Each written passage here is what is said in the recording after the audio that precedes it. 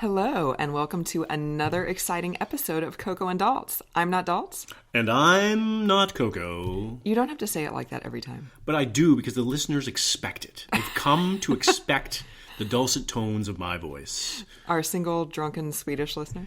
Exactly. Exactly. So if you're listening to this podcast in real time, it is the end of 2018.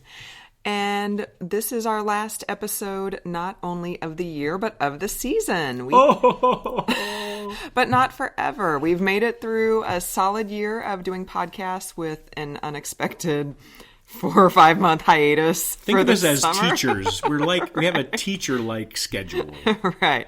So, but we're going to take a little bit of a break between now and when we begin season 2 at the beginning of 2019. So we're going to take a little hiatus, but not that length of hiatus. Not a big hiatus. Right, totally. But before we look forward to 2019, we have to look back at 2018. And we thought we would give you some of our favorite things and not so favorite things in the year of... What are you doing? Best and worst of 2018. Remember we used to do that in early podcasts? I did sound effects and stuff. I didn't miss it. Best of 2018. So, tell me, dolls. What was one of your favorite things for 2018? So we're talking books, we're talking movies, we're talking anything you want. We're talking... The world is your oyster. Albums, if anybody knows what that is anymore. Daddy, what's a record player? So, one of the best movies that I saw in the year 2018. Why is it that when you say the year 2000, but nobody says it like any other time? Like the year 2018. Remember that old Conan O'Brien sketch? Like, in the year 2000. We are really dating ourselves there, kids. I remember that. I do remember that. I think they kept doing that even after the year 2000. People were like, what are you going to do when it's actually in the 2000s? And I think he kept doing it for a while. It was oddly catchy / annoying. Yeah. Unlike our podcast. Yes, yes. So I'm going to start on the negative because I'm always a glass half empty kind of guy. Aww. Well, no, it's just that it's easier to criticize than it is to praise. That is true. I will say one of the things that I did not love, and also I think this is a good time to introduce a new aspect to year-end review type pieces. I think that hindsight and reflection should take a real key role here in these kind of reviews. So when you go see something and immediately you react to it, and then if it's something that has an effect on you, you maybe are thinking about it later on, and then it changes your opinion a little bit. So there are lots of movies out there that Roger Ebert hated when he first saw them, and then he came around on them and liked them. But he also gave The Godfather Part 3 like 4 stars or something on initial review, so he's clearly compromised. So that aside, okay, just pretend that this is a new idea. All right. So one of the movies that, looking on cocoanddaltz.com, which I think everybody is probably very familiar with, of course. Oh, yeah. When we went to see Solo, a Star Wars story. Yes. I think I praised it a little bit more than I probably should have. So gave it a 3.25 out of 5. Which was, it was a good movie. It had a little bit of stuff, but it wasn't a great movie. Which probably numerically on the grade scale is around a C+ to B-. So that's appropriate, you think, right? Yeah, I think that's appropriate. So looking back on it, though, not that the movie was particularly terrible or anything like that, but I still, to this day, don't understand why they made that movie. Well, cash money. I mean, other than cash money. Yeah. Creatively, there was no need for me to know really any of that backstory. It wasn't really all that creative a backstory. Mm-hmm. The backstory was, it wasn't like Luke Skywalker's backstory, where there's a lot of complications there. Han Solo is pretty much, the guy goes up to the, whatever, essentially the TSA equivalent in... on his home planet. On his home planet. He goes up and the guy says, "What's your name?" And he says, "Oh, I don't know." And he goes, "Who are you with?" "Oh, I'm by myself." "Oh, your name's Han Solo." It's like, oh, really? I mean, that's how he got his name? Really? So how did Bono get his name? Come on. So, anyway, and then the whole Chewbacca eating humans thing in a dungeon, I didn't really need to know that. Yeah, that was sad. I was sad for Chewie that was his life before he teamed up with Han. And I was sad that the writers did that. Sad that the writers said, "Okay, you used to eat humans." So this gives their relationship a whole different perspective. Chewie and Han Solo, like, how does he sleep at night knowing that Chewbacca once ate people? You know, he could be like, Chewie gets mad at him one day for taking a left turn at one of the wrong stars. And I wanted Sonic, not Burger King. exactly, I wanted In-N-Out burger, and we're at the wrong place, and I'm going to eat your arm in retaliation. So I didn't need to know any of that stuff. That was not what I wanted to know. So that's why Solo, a Star Wars story, the catchy and original title of that name. Not a big fan of it. So you're going to downgrade that from 3.25 stars to like 2.5? No, see, that's like a retroactive criticism. It's just kind of like, yeah, I know we reviewed the movie and everything, but I don't think we needed that movie at all. So it's a different kind of. I'm just trying to get out of the formula here of this year-end review thing. Okay, I'm trying not to box you in. So yeah, don't box me in. Don't limit my potential, Coco. Well, I still thought it was an enjoyable movie for what it was. I mean, I don't think it's the best movie I've ever seen. I understand what you're saying. I didn't mind it. The only thing... You keep looking at the dog on the couch. Like, what do you... I want to make sure she doesn't, like, crap on it. Or wipe her face on it. She's just sitting there, like, looking at us. Like, she's never on that couch. I know, this is the first time she's been on that couch in weeks. That's because we're not on it. Yeah, probably. Yeah. She wanted to interrupt the podcast. So. Yeah, she did. She wanted a starring role. Sorry, people. The real Coco is making an appearance here. So, my real only problems with that were, first of all, the argument about Han Solo's backstory is much better when it's mysterious. Right. You know. That's my point exactly. Yeah. You summed it up a lot better than I did. But then the second point is, like, now all the other Star Wars movies, except for, like, in the trilogy, like, series, have been put on hold. And I really want, like, an Obi-Wan. You want an Obi-Wan backstory? I really want an Obi-Wan backstory, especially because Ewan McGregor is exactly the right age to play Obi-Wan, and he's on board. So why? No, you know whose backstory I want? Which I think they're doing, is Lando Calrissian. Yeah, I could see that. Donald Glover was pitch perfect. He was the best Solo. part of that movie. Yeah, he was fantastic. I mean, Chewie was good. Yeah, well, Chewie's always good. Chewie's always good. You can count on Chewie. Chewie is a consistent actor. He is the consummate professional, sitting off stage. Him and Sir Alec Guinness in the first series, exchanging acting notes. Right. How do you like to be a fly on the wall on that one? That would have been awesome. So your turn. What's a good or a bad from 2018? Coco, take it away. So you had time to reflect on a movie that we previously reviewed. I'm going to go back to the movie that we have previously reviewed even though it really wasn't that long ago, so I haven't had as much time to reflect on it.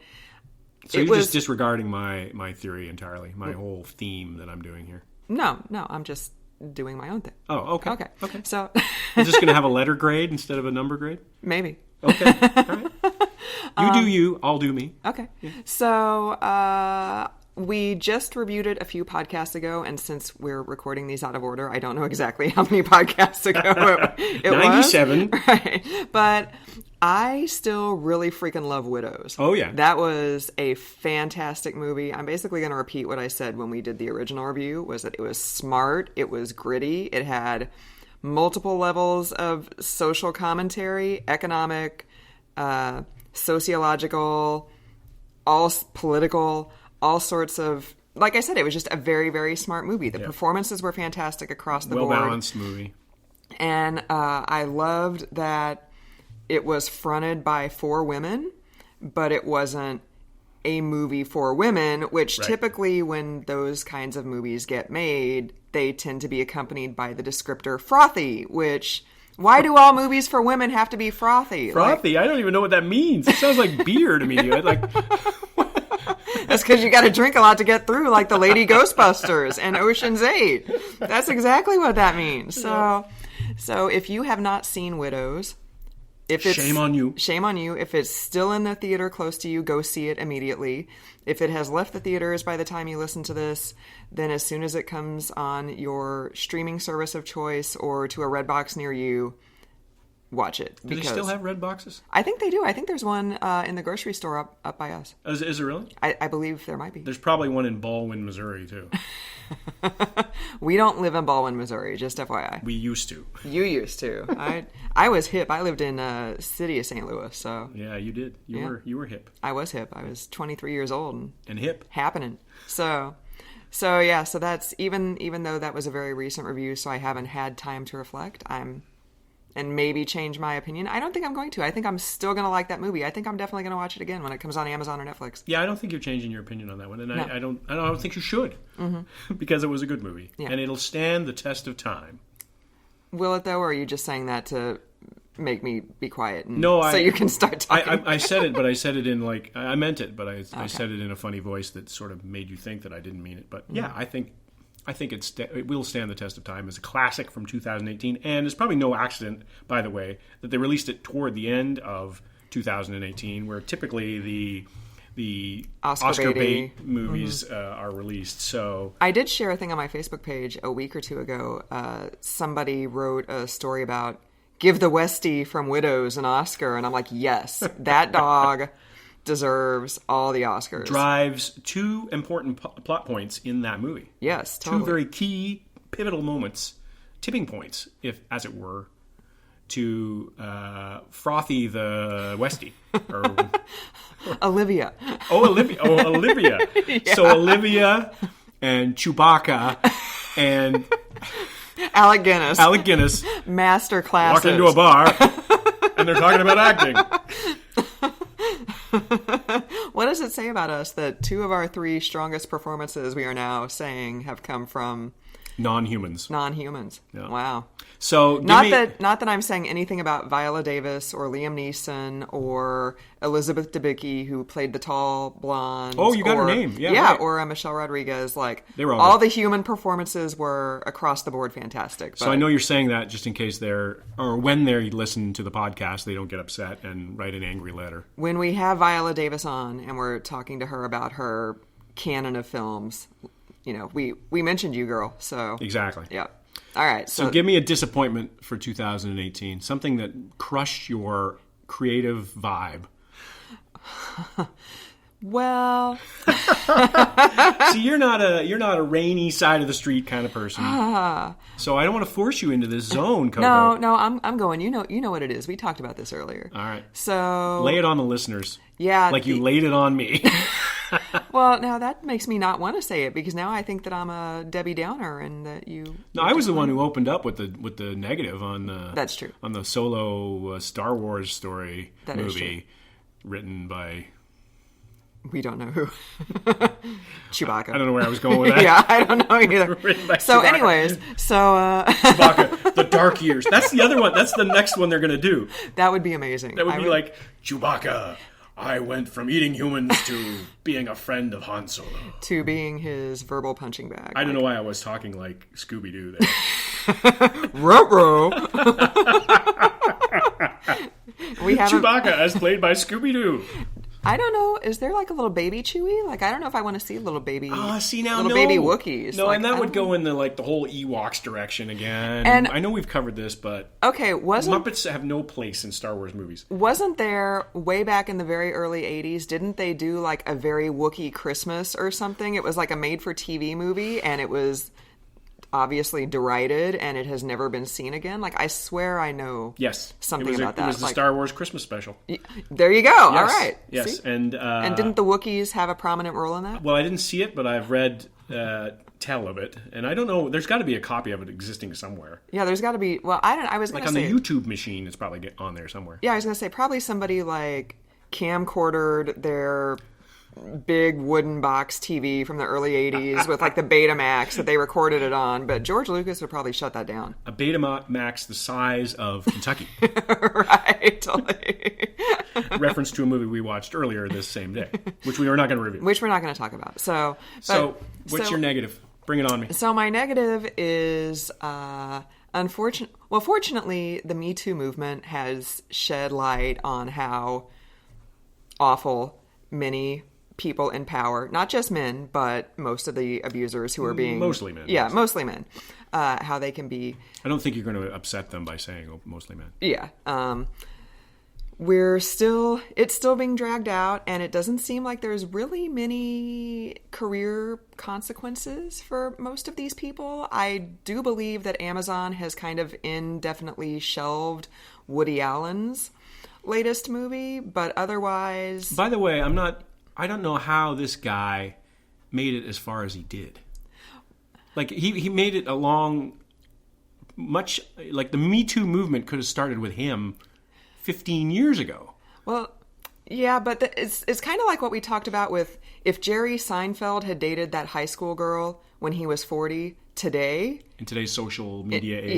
Yeah, like in today's TMZ and Perez Hilton era, his career would be over. But in the early 90s, it wasn't as pervasive. Yeah. So, and plus, it's Hollywood. This is the kind of thing they do. Right. So I think the whole Woody Allen, I mean, it was a huge, huge deal. Like, I was like a preteen when all those accusations came out, and I heard of them, but I didn't know a lot of the details. So I think if that happened today, it'd be different. But because that was almost 30 years ago. I remember reading about it in National Enquirer. Whoa. Because my aunt in Florida used to buy them all the time, so we'd go down and visit her in the spring. And next to the stories about I'm having an alien's love baby. And she used to get all those, like, what is the News of the World and all that sort of stuff. And, of course, I'm just a young, very naive young lad in short pants. And I'm reading, this is my exposure to journalism in Florida. Oh, no.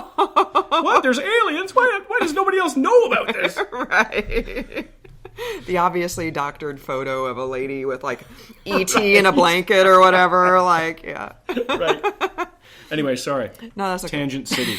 So he's sort of facing some consequences, but nobody else really seems to be eager to take their lumps and go away in shame like they should. Like, Charlie Rose says he wants to come back.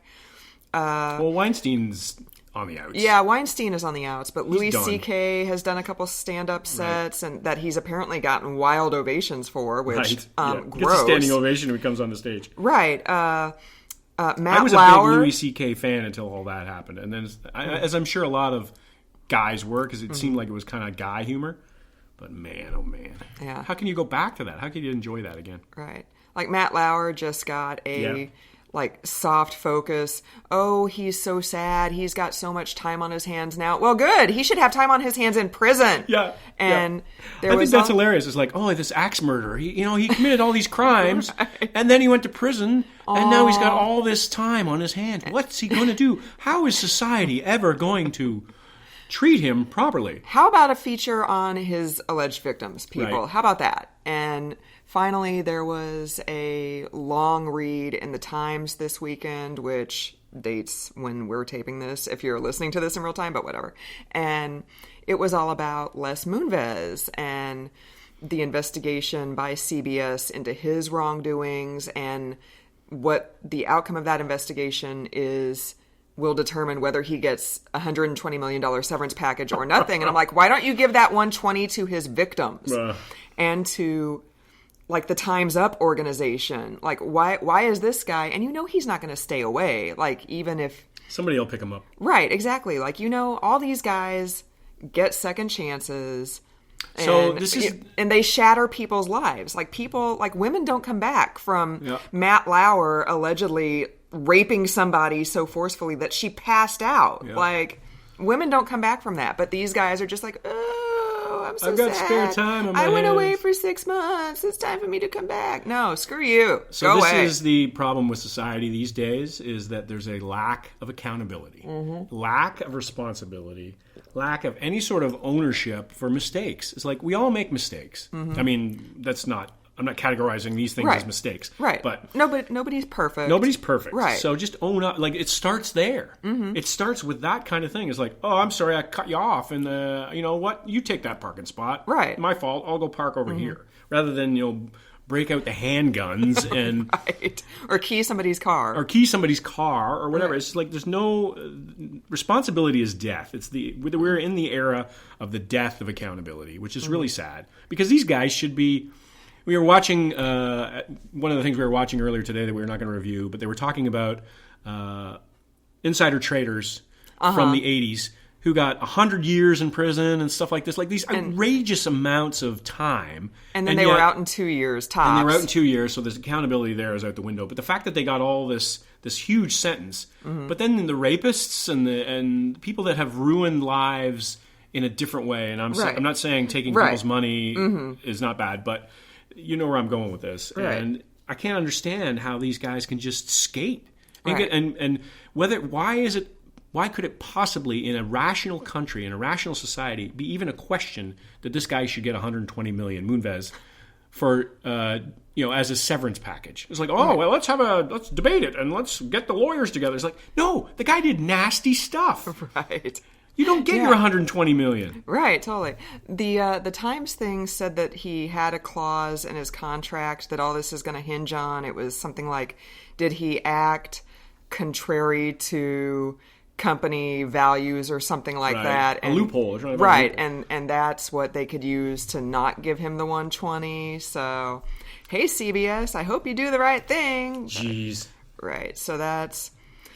the Me Too movement is very significant. I'm glad it's gaining traction. I'm glad that women are finally being taken seriously and wanting to come forward and speak out because, as we all saw with Brett Kavanaugh, like, the lady who spoke out against him, she got death threats. She and her family had to move. Like, this is why women don't come forward, is because of stuff like that. So I'm glad that Me Too has happened and that these people are being exposed and hopefully will face some consequences beyond I had to go away for 6 months and now I come back to adulation. But I would like there to be more consequences than just I went away for 6 months. That's what it seems to me. I mean, the movement itself is fantastic, like you said.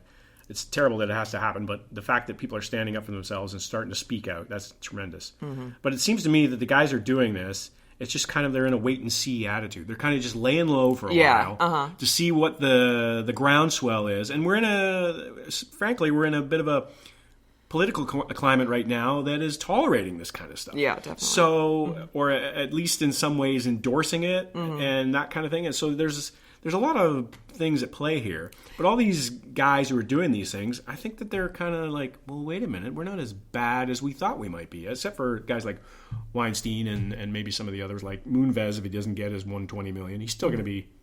He's still got pretty good money, probably. He's still got something to fall back on, I'm sure. Yeah, I mean, even if he gets sued into oblivion by all of his, alleged victims, he could still probably retire to a private island with Julie Chen and bathe in bathtubs full of cash. And he's going to have the best lawyer that money can buy. Right, and they're all failed actresses for a reason because they weren't given a chance, for whatever reason. So, what are they going to do? Like, you can only take it so far when you don't have any money and you're up against somebody who does. So true. So that's my disappointment of 2018. And since you started with your disappointment, what is a good thing? Because we need to bring the happiness up a little bit. We need to talk about nice things. So I'm looking through the movie reviews on cocoandadults.com. And you don't have to rehash what we've already talked about before. You can do something new. I'm just trying to remind myself as to... And actually, there's some things on cocoandadults.com that we did not review in the podcast because I have seen many, many movies whilst seeking employment. Which you now have. Which I now have. Yeah. And which I really like, by the way. One of the best things that I saw that you did not see was The Zen Diaries of Gary Shandling, parts 1 and 2, a magnificent HBO documentary directed and narrated by Judd Apatow. So this was a very interesting take on Gary Shandling. I wasn't really a huge Gary Shandling fan. I saw the show. I saw both of his shows, actually. The Gary Shandling show. It's Gary Shandling's show and the Larry Sanders show, the latter of which was more influential. But this guy had some stuff going on. And this is not a puffy documentary that Apatow did. It's actually got a lot of warts of you see some rough side, some of the rough side of Gary Shandling, but he's also got like Jim Carrey, Kevin Nealon, Sacha Baron Cohen, and Bob Saget. They all play interesting parts in this documentary. They talk about Shandling and what he did, and his moodiness and his insecurities and that sort of thing. I mean, I know it's going to be a shocker to hear that a comedian had insecurities, but the way they played in his life and the way they played into his material and that sort of thing. So I recommend that one. I wouldn't say that was the best thing that I saw in 2018, but it certainly was a highlight in 2018 for me. And it was something that we didn't review, and it was a little bit under the radar too. I remember when it came out and it was touted a little bit, but then it kind of disappears as things do in our society these days. I don't even think we have a 24-hour news cycle anymore. I think it's like 24 minutes. Yeah, totally. Like you hear about something that happened and you're like, that was last week. It feels like a year ago. like time has just started dragging. Like, oh my God. So what are we going to do here to close the podcast? Okay. We have not rehearsed this, by the way, dear listener. So I'm going to say a movie title that we saw this year, Coco, and you just react to it, okay? Okay. How's that sound? Like, quickly. Okay. Like a quick burst. Bohemian Rhapsody. Just okay. Avengers Infinity War.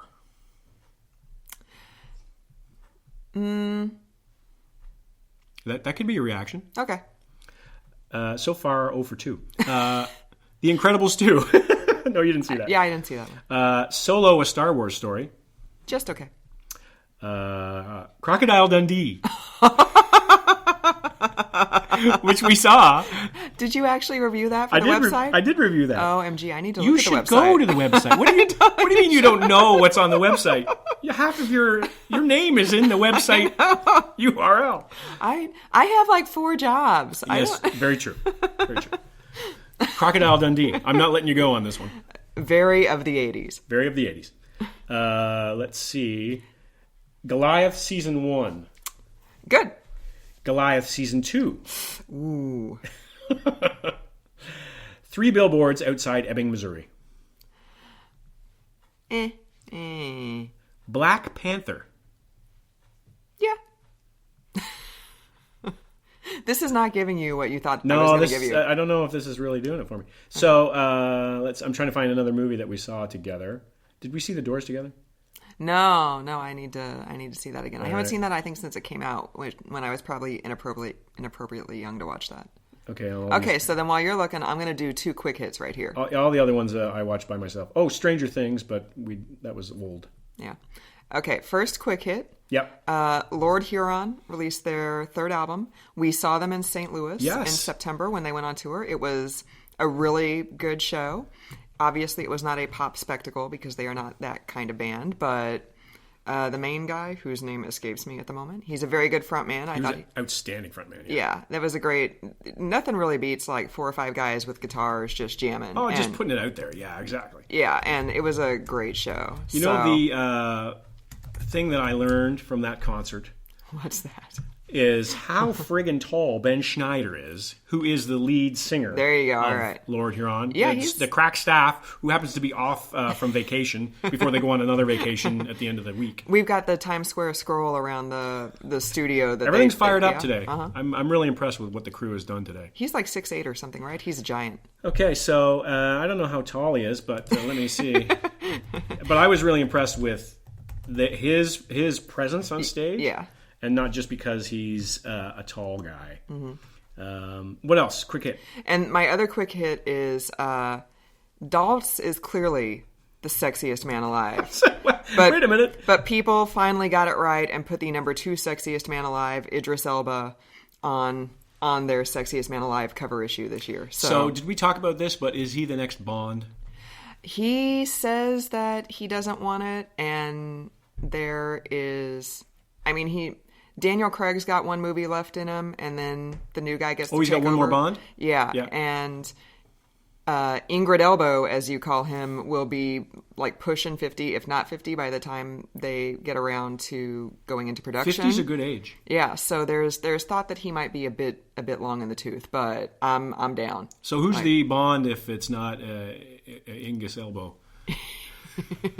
Idris El Bongo. I don't know. I don't know if there's actually a front runner right now. You know, of course, everybody says they don't want it, so I don't really know. What about Anthony Michael Hall Oh goodness, as James Bond? No, I don't. I don't. Ooh, there we How go. about Jared Leto? No, definitely not. No. How about Ryan Gosling Oh, that could be interesting. as Bond? Yeah, that could be. He wouldn't be too bad. That could be very interesting. So, all right. So, give us a couple quick hits. Oh, by the way, Ben Schneider. I didn't look up his. I didn't find his height, but he's born the same day as me. He's got the same birthday. Nice. Not the same year, No, but the same. he's probably 10 years younger. Moving on. So quick hits for me. Yes. Should I go to the book category? No, just don't use the website because. Well, my memory is terrible. No, it's not. You're not that old. That sounds like a backhanded compliment, but that's not how I intended it. Yeah, that was a. You're not that old. Okay, an album that I really liked from 2018. I Hope You're Happy by Blue October. Okay. Fantastic. The lead singer Justin Furstenfeld. Is that a real name? Yeah, I don't know. Wow. But he's a guy who's been dealing with a lot of anxiety and addiction and all that sort of stuff. And fantastic album that nobody has really touted in the mainstream press that I've seen. I know you've put up a couple things about it on our Facebook page, which Yes. you can find by searching Coco and Daltz and follow us. Also, another good one was, believe it or not, Simple Minds' new album, Walk Between Worlds, Wow. was fantastic this year. Wow. Speaking of the 80s. So, Whoa. 2 albums, I gave them 4 out of 5. Wow. Each of them on the website, cocoandalts.com. and I encourage everybody to go there and read all the fabulous reviews that we have there. And actually, I reviewed the Lord Huron Vide Noir, which is their new album. Mm-hmm. I'm not going to tell you what I gave it because I want you to go to the website. All right. Awesome. So you got any other year-end wrap-up thoughts before we blow this taco stand and ring in 2019? No, I'm thinking and I'm hoping that 2019 is a better year for movies overall. I was kind of disappointed and we are at the end of the year, so we should have seen some Oscar bait by now, you'd think. Mm-hmm. I'm disappointed in the selection that we had in 2018. I'm hoping 2019 is better. I'm also hoping that your dog doesn't crap on the couch. I don't know what she's doing. She's just wandering around. She can't get comfortable. Well, she's really excited about this edition of the podcast, I think is what it is. I think she's all discombobulated because we put up our Christmas tree today, and so now the furniture is all kind of rearranged, and I think it's throwing her off because she's a million years old, so she doesn't like change. Well, I think what really threw her off was the squirrel that was in the tree when we put it up. Oh, yeah. Like in Christmas Vacation. Right. Yeah. Yeah. So I think that freaked the dog out. It didn't freak me out at all. I was nerves of steel. Like abs of steel. Like That's what you got. And buns of steel. And on that note. Off the rails. Speaking of steel. So thank you very much for joining us this year for Coco and Daltz. We very much look forward to serving you and all of your pop culture needs in 2019 and beyond. And beyond. So we hope that you and your loved ones have a very safe and happy and healthy holiday season and New Year's, and we will see you again in 2019. So for another episode and for the end of our inaugural season, I'm not Daltz. And I'm not Coco.